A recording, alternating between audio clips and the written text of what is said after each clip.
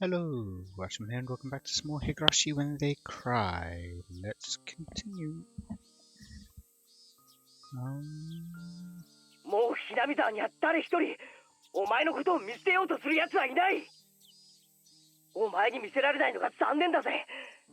今俺たちを応援するためにひなみ沢から200人以上の人が集まってる。明日の綿流しの祭りの準備を放り出してお前を助けるために相談所へ陳情に集まってくれてるんだよ。え？あ、はい。そのさっきの人から伝言だ。ミオンのばあさんいるだろ。さとこに伝えてくれってさ。今まで冷たくしてごめんなってさ。今度ぜひみんなで本家へ遊びにおいでってさ。な？あのばあさんももうお前の味方なんだよ。あのばあさん、お前を助けるために今市長のとこに直談判に行ってるらしいぞ。だからそれは俺たちも同じだ。俺たちお前の仲間はな、お前が連れ去られた次の日から毎日相談所に押しかけていたんだからな。みんなが聡子のために賛同してくれた。人の数はどんどん増えて、今やひなみ沢全部の支持を取り付けた。ちょっと待て、リカちゃんが変わる。聡子、リカです。リカ。圭一たちが全部終わらせてくれましたです。もうひなみ沢は聡子を敵にはしないのです。だから僕と聡子が一緒にお買い物に行っても聡子だけが無視されたりしない。僕だけがおまけをもらえたりはしないのです。聡子に冷たくする人はもういないのです。Sadako wasn't sure if she should feel happy or sad that Rika noticed how badly the villagers were treating her. All she could do was let out a bitter laugh. そんなのって信じられませんですわ。そうね。私も信じられない。リカ？ Sadako was surprised. She was surprised to hear Rika's voice sound so mature over the phone. She almost sounded like a different person. これはどうにもならない運命なんだと。どうやっても助けられない袋小路なんだろうと諦めた。あなたもそうだったはず。でも運命なんてなかった。抜けられない袋小路なんてなかった。どんな壁も金魚すくいの網よりも薄いんだって豪語して、聡子、もう不幸に屈しなくていい。私たちはもうあなたの鼻先にまで救いの手を伸ばしているの。あなたがうなずくだけでも手が届く。でも私強くならなくちゃいけないんですの。あなたのトラウマ、それを克服しようとするあなたの強さ。あなたはおばのいじめをサトシの背中でやり過ごしてきたことに深い罪の思いをずっと抱いてきた。その贖罪のために鉄平のいじめに耐えていることを知っているわ。I'm surprised there hasn't been a path where Rika or Hanyu followed Satoshi. 助けを求めない自分になることで兄に甘えきってしまった自分と決別したいというあなたの心はわからなくない。それはとても高貴な決意であなたの成長を意味する素晴らしいこと。もしサトシが今ここにいたならあなたのたくましくなった姿にきっと拍手を送る。きっと頭を撫でてくれる。ムーって。いいに。なんて思った？全然ダメね、聡子。あなたはサトシの強さなんかに全然追いついていない。Rika's words were suddenly toned with malice, penetrating Sadako's heart the moment she thought she was saved. あなたは耐えることが強さだと思ってるようだけど、それが昔とどう違うというの。今のあなたはサトシが帰ってくるまでを耐えているだけ。結局サトシにかばってもらうまでを耐え忍んでいるだけなのよ。あなたはサトシがどれだけの強さを持っていたのか。サトシはね、戦ったの。戦ったの。恐ろしいお場に真っ向からあなたを救うために。思い出しなさい。あなたが泣き叫ぶほどに恐れたあのお場に両手を広げてあなたの前に立ってかばってくれたサトシの姿を。Now Sadako might go, how do you know about that? And the answer to that is probably Hanyu. Satoshi was just as scared as Sadako was. All she'd ever seen was her brother's back. She had no idea what kind of expression he was wearing on his face. He didn't want to stand in front of his furious aunt, but he had no choice if he wanted to protect his sister. Sadako never once saw how scared he was, and she never once saw how courageous he was in spite of that. 立ち向かったの。耐えたんじゃない。助けを求めなかったんじゃない。戦ったの。立ち向かったの。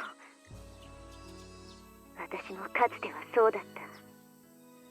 どうせダメだと思って戦うのをやめた。立ち向かうのをやめた。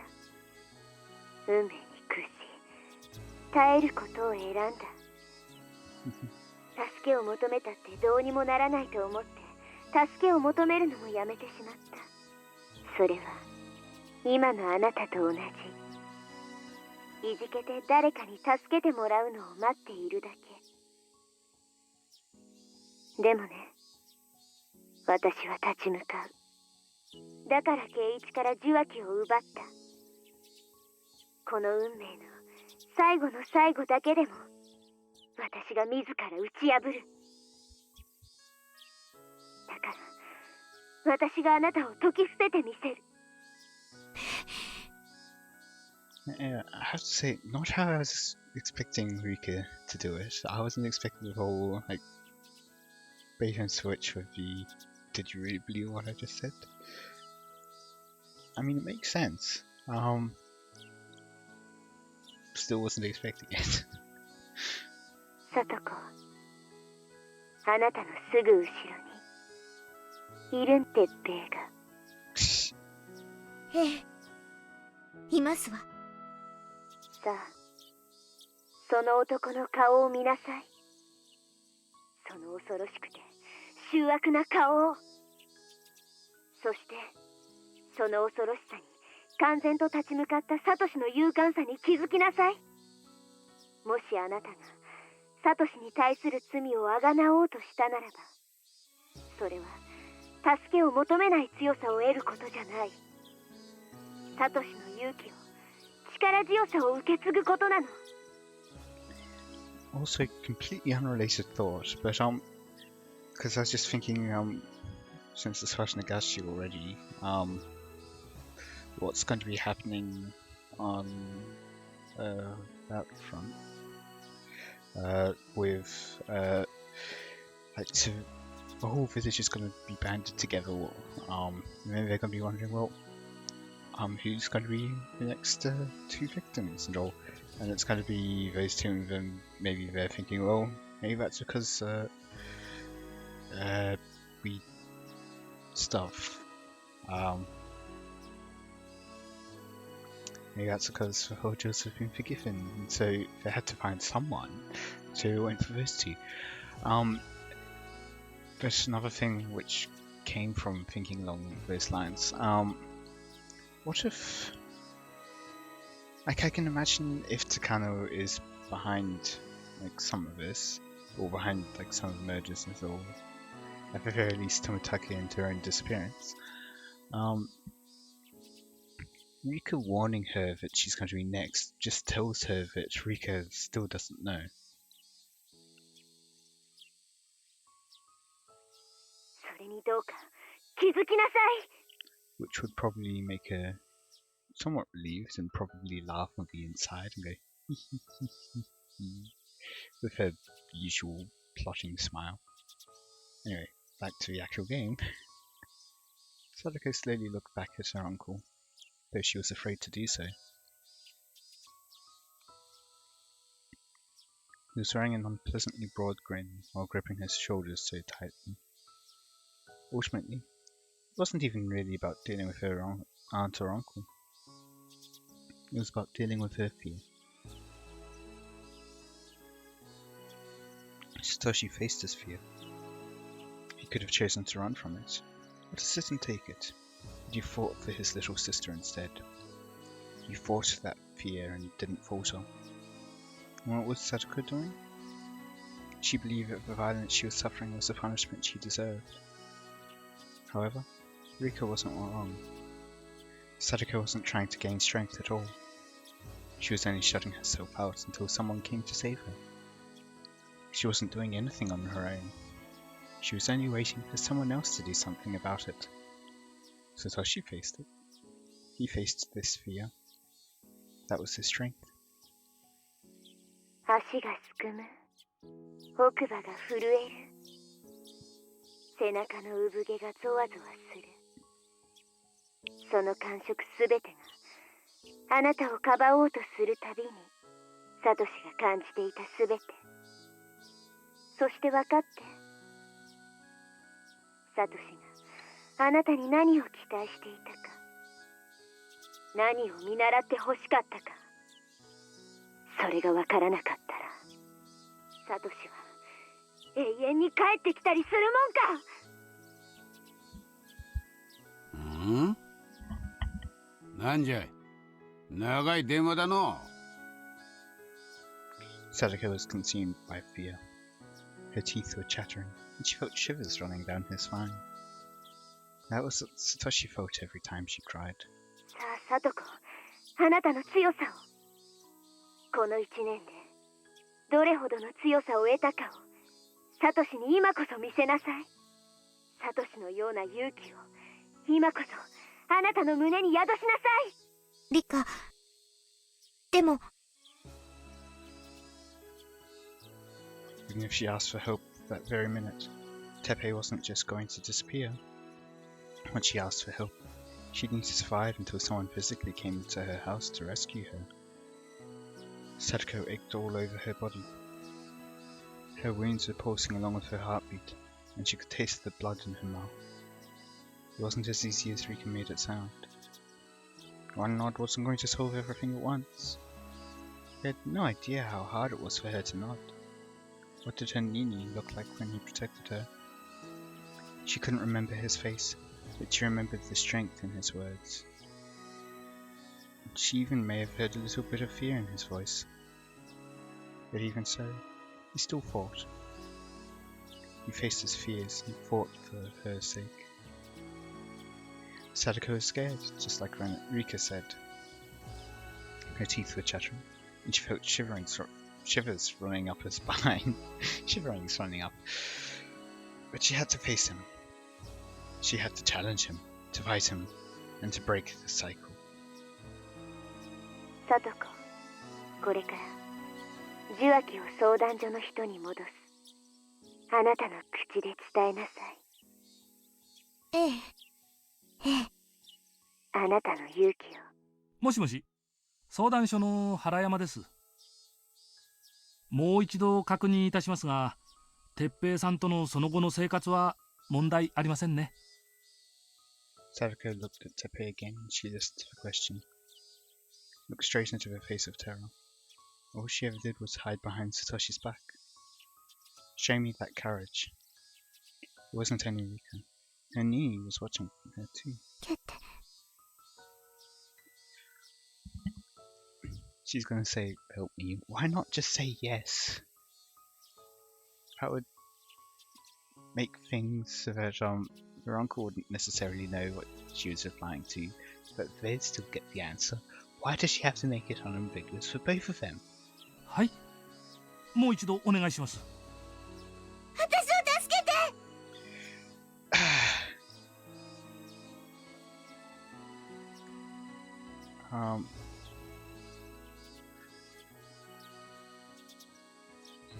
no idea how hard it was for her to nod. You're making it harder for yourself.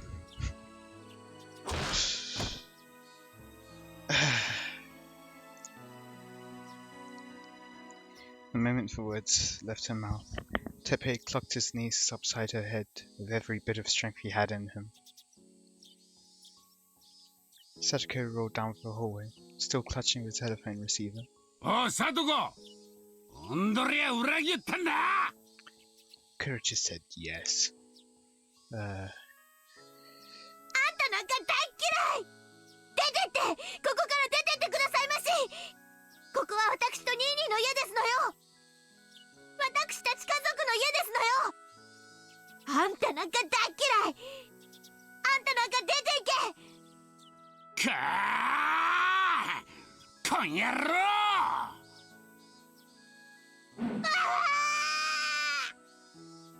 Sadako wasn't just going to take a beating any longer. Instead, she spread her arms wide and jumped onto her uncle. Of course, that wasn't going to hurt Teppei at all. Sadako was as weak as a newborn puppy to him. That was, however, the best attack she had at her disposal. Sadako was fighting for the first time in her life. She had decided to stop waiting for somebody to save her. In the end, Sadako was the only one who could save herself. Enduring her uncle's violence had never meant anything at all. She had thought she learned something from her Nini, but she had mistaken this whole time. なんじゃいその目つきや！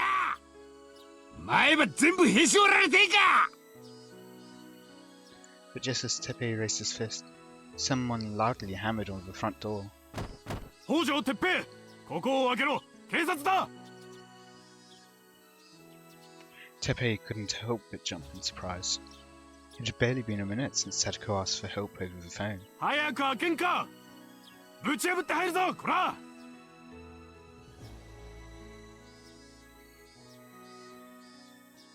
どうでしたか? To be fair, the police have been staking him out since they expected him to be the target of the killings. So there is that. So yeah, that actually makes sense in terms of timing. She asks for help. They then call the police, who then radio there, I guess. Maybe. さとこちゃんは? I mean, I guess they heard some stuff happening over the phone, which is why they called the police rather than sending a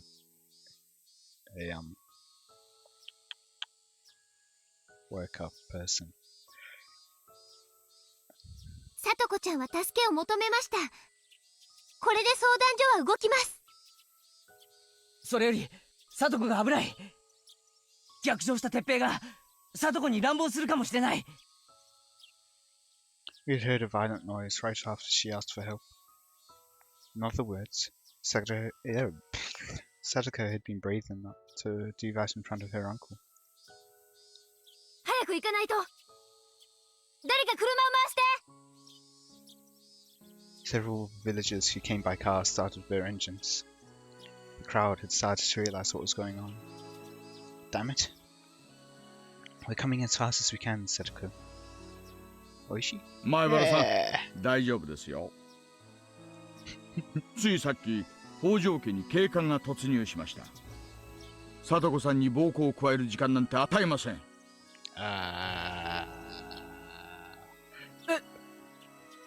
どうして?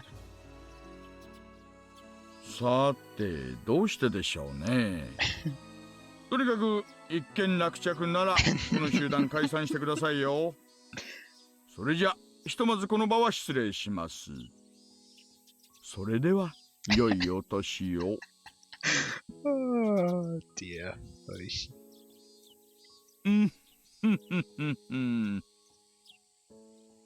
大石は聡子の電話を聞くのと同時に無線でどこかへ連絡していましたです。聡子ちゃんの家の前にあらかじめ警察の人がいてくれたってことなのかな。そっか。probably don't. 皆殺しの件で警察が張り込んでたわけだ。 I don't think they did. なるほどね。 Sure. Also, is it common knowledge that she's been murdered? I thought that was... I'm pretty sure that they think it's a Sonozaki thing. リナって誰だ？皆さん、車に乗ってください。早く平見沢に戻りましょう。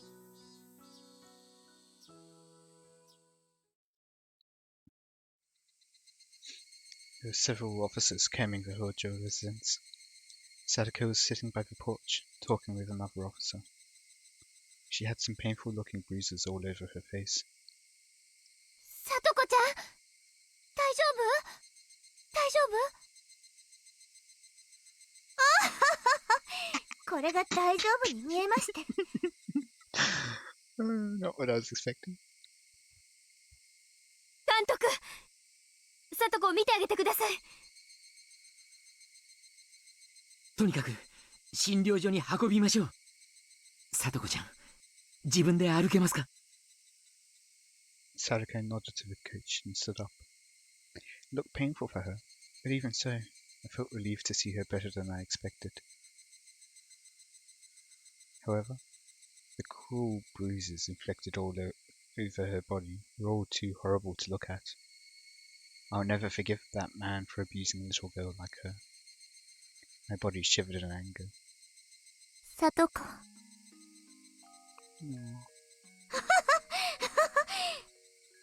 いいか、見ててくださいまして。私、やるときはちゃんとやるんですのよ。ええ、あなたの勇気、ちゃんと見てた。あなたは勝った。運命に打ち勝った。 Both Rika-chan and Sadako cried and hugged each other. I soon heard another car coming. I immediately knew who it had to be. It was Oishi's, our son's police cruiser. どうも間一髪にはならなかったようですね。お役に立てなくて申し訳ない。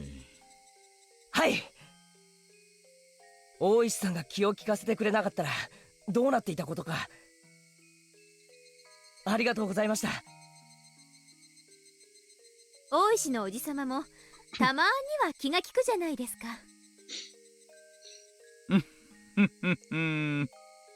それでさとこさんの容体はどんな感じですか？監督が見てくれています。何でもなければいいんですけど。ああ、くまちゃん、鉄平はどうしました？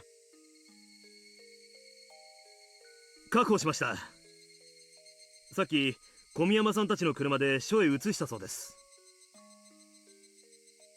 じゃあ逮捕されてもうこの家には戻ってこない？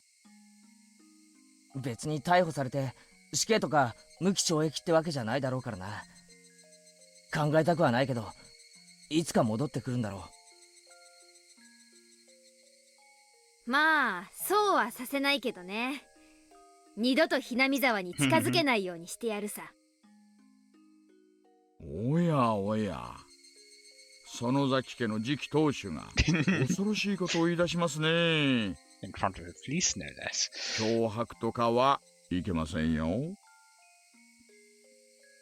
脅迫じゃないですよ。ひなみ沢や沖宮の界隈に帰ってくるときっと大変なことになるだろうから、もしシャバに戻れてもこっちに帰ってこない方がいいですよって忠告申し上げるだけです。ああ、忠告なら仕方ありませんね。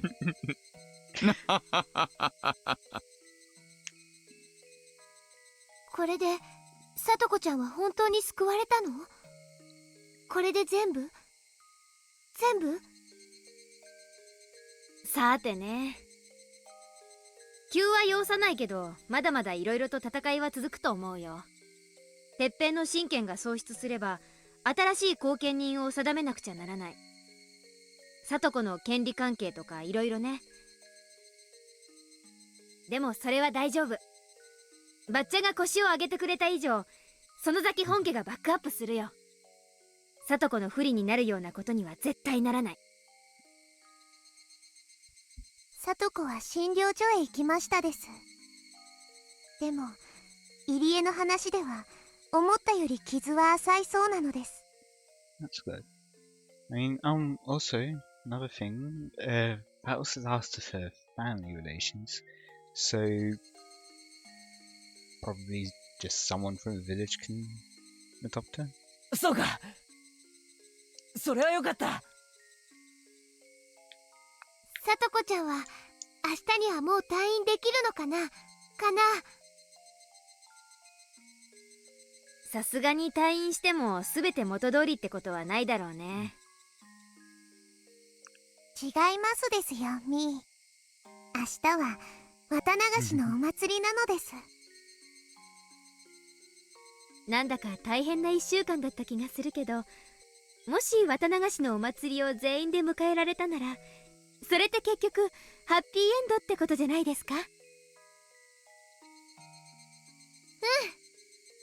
私たちが取り戻したかった世界をようやく取り戻せた証なの。そうだね。聡子だってケイちゃんの叩き売りはきっと見たいと思うよ。すっかり忘れていたけど、今頃プレッシャーが。聡子は絶対に来ますですよ。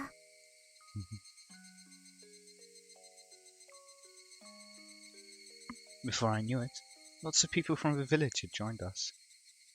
They were the same people who came to a child consultation center to support us. They wanted to know if Sadako was safe. Considering her injuries, safe might not be the right word. However, she is free from the curse of her uncle now. Her emotional scars will slowly heal. We'll be there for her, as her friends. No, it wasn't just us anymore. The whole village is going to be there for her. The ghosts of damned conflict won't haunt Sadako any longer. It was a very long week. In this 1 week, we united, we fought, we overcame, and we won. It wasn't an easy victory. However, the price we paid was more than worth it. Tomorrow is Watem Festival, the biggest festival in the village. It's a huge event where we worship the guardian of this village, Oyashiro-sama. Oyashiro-sama is a god who united two enemy peoples. The curse on the Rojo family has disappeared, and Sadako is truly going to be a part of the village. We will all be playing at the festival together. This is a perfect, happy ending. When our golden days were taken from us, we all felt so powerless, but now we have everything back. What else can you call it that but a miracle? No, you can't actually call it that. Why not? Miracles can be created when everyone works together. What's impossible to do alone becomes possible when everyone joins forces. With everyone's power, we were able to make the impossible things happen. Actually, yeah, what happened to Rule X in this one? No one noticeably suffered from it. Huh. So what happened to the thing which causes Rule X? Unless it's just hasn't happened so far, but I doubt that it's going to happen now, considering everything that's whole village banding together and all that. That's only a natural outcome of everyone doing their best together, so it's not a miracle. In other words, it was inevitable. The old legends of this village tell us that Oyashiro-sama made it possible for humans and demons to live together. I'm not sure what that story really means, but I'm sure that Oyashiro-sama made something impossible happen. We can be proud of what we did. I'm sure Oyashiro-sama is proud too. 前原の坊主やったな。りましたね。連日押しかけた甲斐がありました。And on that note, I'll end it here for today. I hope you all enjoyed. Let me know any feedback you have in the comments. Until next time, see ya!